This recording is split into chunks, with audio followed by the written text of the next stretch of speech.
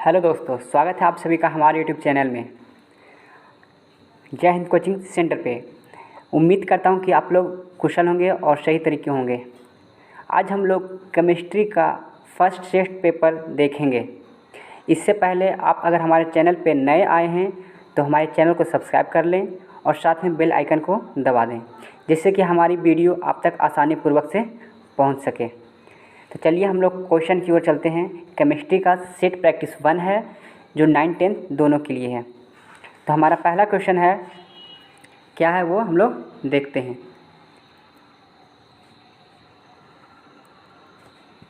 चलिए, हमारा पहला क्वेश्चन है कि 250 डिग्री सेल्सियस तापमान पर जल की भौतिक अवस्था क्या होगी। ऑप्शन ए गैसीय अवस्था में, ऑप्शन बी ठोस अवस्था में, ऑप्शन सी द्रव अवस्था में। तो और ऑप्शन नंबर डी है इनमें से कोई नहीं। तो जल्दी से बताइए इसका राइट आंसर क्या होगा। इसका राइट आंसर हो जाएगा ऑप्शन नंबर ए। क्या हो जाएगा? ऑप्शन नंबर ए, गैसीय अवस्था में होती है। और ठोस कब होगी? तो 0 डिग्री सेल्सियस पे वो ठोस अवस्था में होगी। द्रव होगी 100 डिग्री सेल्सियस पे। क्या होगी? 100 डिग्री सेल्सियस पे। चलिए नेक्स्ट क्वेश्चन देखते हैं हम लोग। नेक्स्ट क्वेश्चन है हम लोग का 273 केल्विन को सेल्सियस में कितना होगा। तो चलिए ऑप्शन नंबर ए है 27 degree Celsius, option B 273 degree Celsius, option number C 300 degree Celsius, option number D 273 degree Celsius. चलिए दोनों ऑप्शन सेम है। चलिए तो इसका सॉल्यूशन कैसे करेंगे, पहले हम लोग जानेंगे कि 573 केल्विन को सेल्सियस में किस तरह से हम लोग चेंज करेंगे। तो आइए इसका हम लोग सॉल्यूशन करते हैं। केल्विन को सेल्सियस में करने के लिए क्या करना पड़ता है, जो केल्विन का वैल्यू दिया होता है, जैसे कि दिया हुआ है 573 केल्विन, तो केल्विन को सेल्सियस में करने के लिए हम क्या करते हैं, माइनस करते हैं। कितना से? 273 से। 273 से माइनस करते हैं। तो अगर ये दोनों को माइनस करेंगे तो 3 में से 3 जाएगा 0, 7 में से 7 जाएगा 0 और 5 में से 2 जाएगा तो क्या हो जाएगा 3, यानी 300 डिग्री सेल्सियस आएगा। इसका राइट आंसर क्या हो जाएगा आपका? इसका राइट आंसर हो जाएगा ऑप्शन नंबर सी।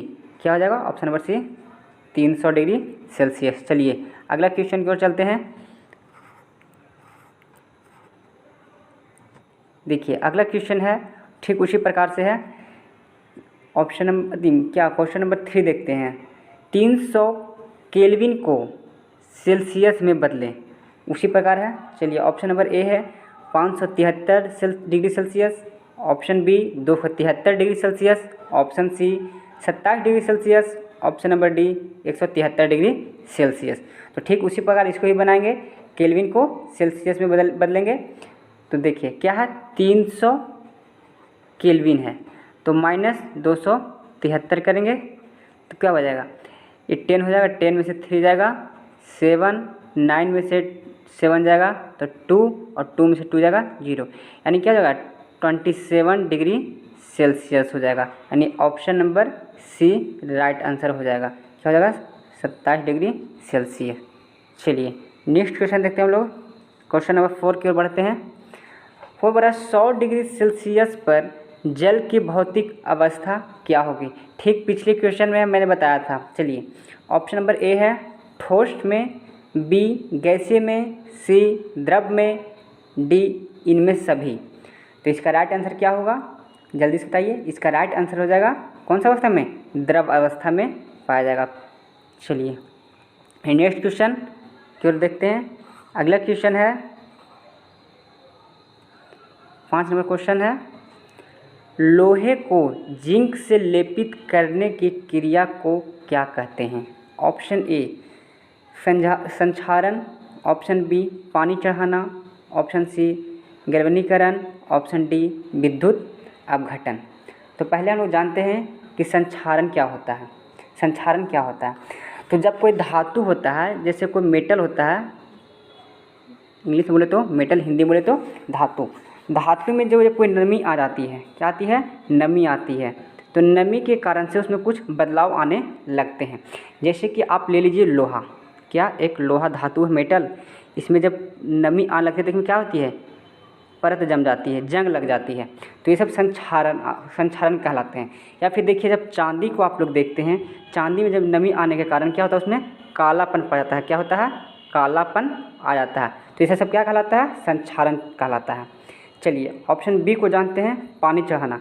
तो आप लोग जानते हैं पानी चढ़ाना, जब भी कोई मेटल हम लोग लेते थे, क्या करते हैं, मेटल लेते हैं तो उसमें देखते हैं मेटल या किसी और का, और सोना का पानी चढ़ा देते हैं या चांदी का पानी चढ़ा देते हैं, ठीक उसी प्रकार हुआ तो वो क्या करेगा, पानी चढ़ाना। चलिए ऑप्शन नंबर सी क्या है, गैल्वेनीकरण। तो गैल्वेनीकरण कहता है कि जब भी कोई मेटल हो या कोई धातु हो, क्या हो, मेटल या धातु हो, अगर उसमें किस चीज़ का, लोहे के ऊपर में जस्ता का, किस चीज़ का, जस्ता का, याद रखिएगा किस चीज़ का, जस्ता की परत चढ़ाया जाता है। क्या चढ़ाया जाता है, परत चढ़ाया जाता है। तो और क्यों चढ़ाया जाता है, तो जंग से बचने के लिए। अभी किस चीज़ से बचने के लिए, जंग से बचने के लिए। जब भी कोई धातु हो, जैसे लोहा लिए तो लोहा को लोहा जो धातु हुआ उसको जंग से बचाने के लिए किस चीज़ का लेपित करते हैं हम लोग, जस्ता का। तो उसे क्या कहते हैं, गैल्वेनीकरण कहते हैं। या तो इसका राइट आंसर क्या हो जाएगा, ऑप्शन नंबर सी हो जाएगा राइट आंसर, यानी गैल्वेनीकरण। लोहे को जिंक से लेपित करने की क्रिया को क्या कहते हैं, गैल्वेनीकरण कहते हैं। चलिए विद्युत अपघटन समझते हैं क्या होता है। तो विद्युत अपघटन होता है कि, रुक जाइए इस पर रीच कर देते हैं थोड़ा। चलिए अब देखते हैं डी ऑप्शन नंबर का क्या देखते हैं, विद्युत अपघटन क्या है। तब विद्युत अपघटन क्या है, वह तरल पदार्थ है। क्या है, तरल पदार्थ है। क्या है, तरल पदार्थ होता है। तरल पदार्थ में जब करंट प्रवाह करते हैं, क्या करते हैं, करंट प्रवाह करते हैं, करंट को प्रवाह करते हैं तो उसमें आयंस निकलता है। क्या निकलता है, आयंस निकलता है। उस तत्व से क्या निकलता है, आयंस निकलता है। वो अलग करता है, उसको आयंस को अलग कर देता है। और उस प्रक्रिया जो होता है, जो प्रक्रिया हुआ या अभिक्रिया जो हुआ, उस प्रक्रिया को क्या कहते हैं हम लोग, विद्युत अपघटन कहते हैं। तो चलिए इक्वेशन नंबर 5 का राइट आंसर हो जाएगा आपका, क्या हो जाएगा, गैल्वेनीकरण होगा। चलिए अगला क्वेश्चन देखते हैं। अगला क्वेश्चन है, सिल्वर क्लोराइड का रंग कैसा होता है। ऑप्शन नंबर 1 काला, ऑप्शन नंबर बी सफ़ेद, ऑप्शन सी नीला, ऑप्शन डी पीला। तो देखिए सिल्वर क्लोराइड का रंग कैसा होता है, काला, काला तो होगा नहीं, सफ़ेद। इसका आंसर हो जाएगा, राइट आंसर क्या हो जाएगा, सफ़ेद। और नीला होगा नहीं, क्योंकि प्रकाश का रंग, इस पर सूर्य का प्रकाश का रंग पड़ेगा ही नहीं या होगा ही नहीं, इसके कारण वो नहीं होगा। और पीला, पीला तो होगा ही नहीं, क्योंकि ये सब प्रकाश से, क्या सूर्य का प्रकाश से नहीं करता है विक्रिया। तो इसका राइट आंसर क्या हो जाएगा, सफ़ेद हो जाएगा। यानी सिल्वर क्लोराइड का रंग कैसा होता है, तो सफ़ेद होता है। चलिए अगला क्वेश्चन देखते हैं हम लोग।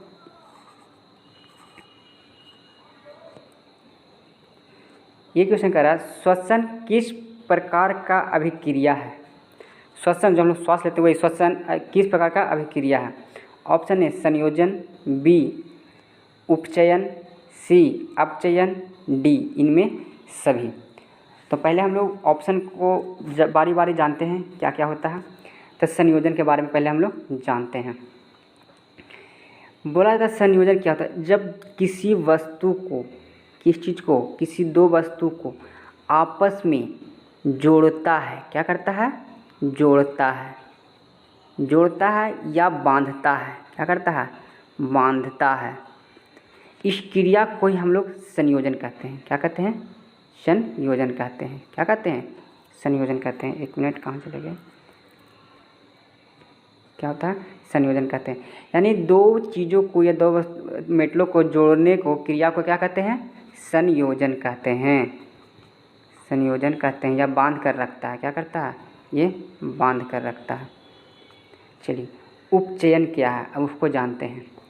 तो उपचयन क्या होता है, ये उपचयन उसे कहते हैं, ये इसमें क्या होता है कि ऑक्सीजन को वृद्धि करती है। क्या करती है, वृद्धि करती है। जैसे कि देखिए, चलिए उपचयन क्या है, तो C+O2 इक्वल टू क्या बनेगा, CO2। तो इसमें क्या हुआ, ऑक्सीजन इसमें जुड़ता है, यानी ऑक्सीजन की मात्रा क्या हुआ बनने के बाद यह बढ़ गया। तो जो बढ़ती है उससे ही हम लोग क्या कहेंगे, उपचयन कहते हैं। क्या कहते हैं, उपचयन कहते हैं। इसमें ऑक्सीजन की वृद्धि होती है और इलेक्ट्रॉन का त्याग होता है। किस चीज़ का त्याग होता है, इलेक्ट्रॉन का त्याग होता है। अब चयन समझेंगे कि अपचयन क्या है। तो ठीक उपचयन का उल्टा होता है, विपरीत होता है। इसमें क्या होता है कि इलेक्ट्रॉन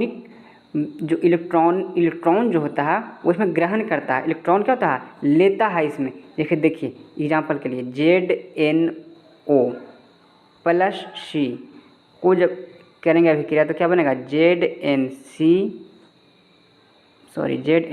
प्लस CO। तो इसमें क्या हुआ, ऑक्सीजन को वो बाहर निकालता है, यानी बाहर निकालेगा, यानी उसमें ऑक्सीजन की कमी होती है। क्या होती है, अपचयन में ऑक्सीजन की कमी होती है। अपचयन में कमी होती है, किस चीज़ की कमी होती है, ऑक्सीजन की कमी होती है। चलिए तो इसका राइट आंसर क्या हो जाएगा, इसका राइट आंसर हो जाएगा आपका, तो इसका राइट आंसर क्या हो जाएगा, अपचयन। क्योंकि इसमें क्या करते हैं, हम लोग श्वास लेते हैं तो हम लोग अपनी ओर लेते हैं यानी बढ़ाते हैं, इसमें क्या होता है, ऑक्सीजन का वृद्धि होता है, इसलिए इसका राइट आंसर हो जाएगा अपचयन। चलिए हाँ, तो हम लोग क्वेश्चन नंबर 8 देखेंगे। हमारा नेक्स्ट क्वेश्चन कह रहा है, अपक्षेपण अभिक्रिया से किस प्रकार का लवण प्राप्त होता है। तो सबसे पहले हम लोग जानेंगे अपक्षेपण अभिक्रिया होता क्या है। अपक्षेपण अभिक्रिया होता क्या है, तो अपक्षेपण अभिक्रिया वो है कि जब दो विलयनों के बीच में रासायनिक अभिक्रिया होती है। दो विलयनों, जैसे ये दोनों विलयन है, रासायनिक विलयन है, ये दोनों को जब विलयन करेंगे हम तो एक नया फलस्वरूप बनेगा। क्या, एक नया तो बनेगा, नया चीज़ का निर्माण होगा। तो वो कैसा होता है, ठोस होता है। कैसा होता है, ठोस होता है। किस रंग का होता है, श्वेत रंग का होता है, यानी सफ़ेद रंग का होता है। और ये जल में घुलता नहीं है, जल में घुलता नहीं है, ये जल में घुलता नहीं है, यानी अविलय होता है। तब वही इसी प्रकार से समझिए, ऑप्शन नंबर ए दिया है अविलय, ऑप्शन बी विलय, ऑप्शन सी दोनों, ऑप्शन डी इनमें से कोई नहीं।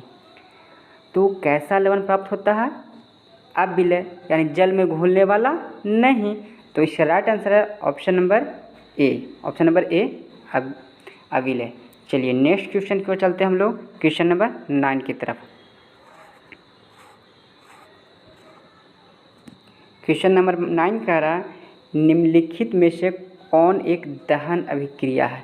दहन कहने का मतलब जलने वाला, आग को फैलाने वाला। तो ऑप्शन नंबर ए है जल का उबलना, बी पेट्रोल का जलना, ऑप्शन सी मोम का पिघलना, ऑप्शन डी इनमें सभी। तो इसका राइट आंसर हो जाएगा पेट्रोल का जलना। जल उबलेगा तो वो जल में उबलता रहेगा, उस पर थोड़ी कहीं आग लगेगा नहीं। पेट्रोल जलेगा तो आग लगेगा, यानी वो बहुत भयंकर रूप धारण कर सकता है, वो फैल सकता है। यहाँ पे आग जल रहा, पेट्रोल अगर यहाँ पे जल रहा है तो वो विस्फोट हो सकता है, विस्फोट होकर के अगर आसपास में भी वो करता है, उसे कहते हैं दहनशील, मतलब कि आग को फैलाता है। पेट्रोल से आग जब जलेगा पेट्रोल तो उससे आग फैलेगी, वो और भी ज़्यादा तेजी होगी। ऑप्शन नंबर सी था मोम का पिघलना। मोम पिघलेगा, जैसे ये मोम है, मोमबत्ती है, यहाँ कैंडल जल रही है मोमबत्ती, इस तरह से मोमबत्ती जल रहा है, ज़रा पिघल कर कहाँ यहीं पे रहेगा। ये थोड़ी है कि यहाँ पे मोमबत्ती जल रहा है तो ये मोम पिघल के गया यहाँ आग लग जाएगा, वैसा कुछ नहीं होता है।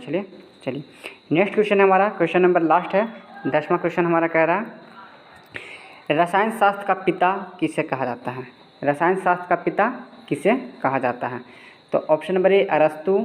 अरस्तु गलत मिसप्रिंट हो गया है, लिख लीजिए आप लोग,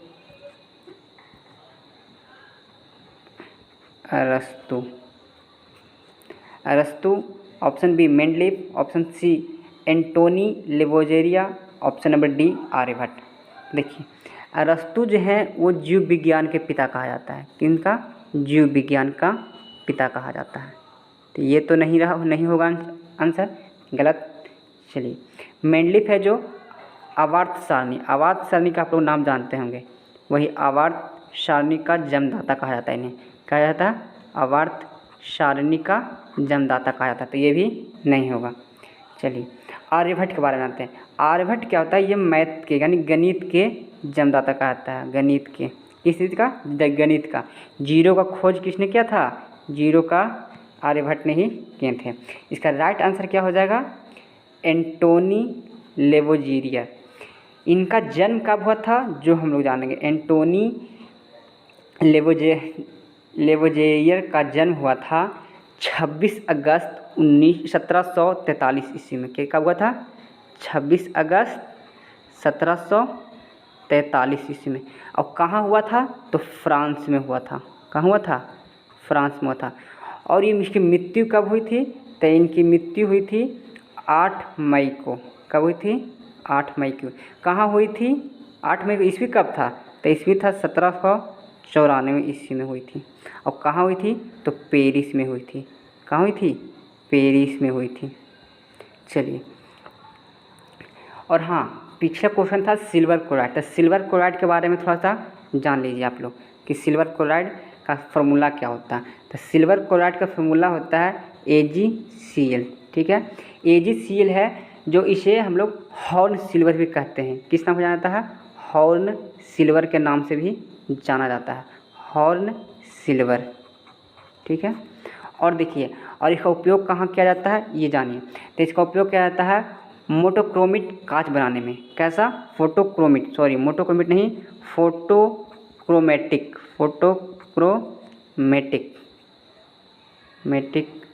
कांच बनाने में उपयोग किया जाता है।